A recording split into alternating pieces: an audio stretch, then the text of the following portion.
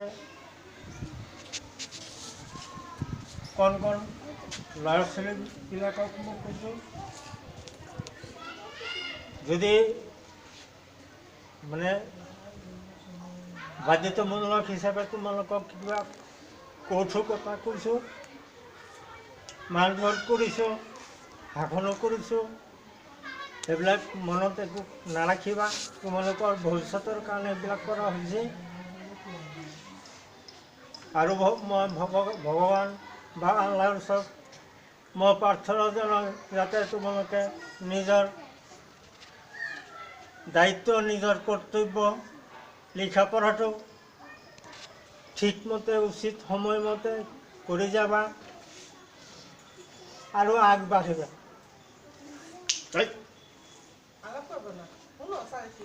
আৰু মোৰ সহকাৰী শিক্ষকসকল সকলোকে মই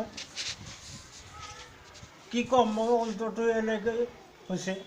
সকলোকে মই ভৰি ধৰি কৈছোঁ, যাতে কিবা ভুল ভ্ৰান্তি মোৰ হৈ থাকে মনত একো নাৰাখিব।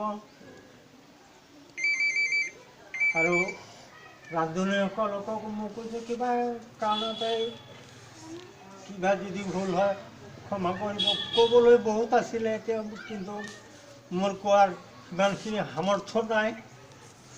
বহুত অন্তৰত আছিলে, গতিকে মই ভগৱান বা আল্লাহৰ ওচৰত সকলোৰ কাৰণে মই প্ৰাৰ্থনা জনাওঁ। সকলো দীৰ্ঘায়ু কামনা কৰি, সুস্বাস্থ্য কামনা কৰি মই এইখিনিতে সামৰিলোঁ।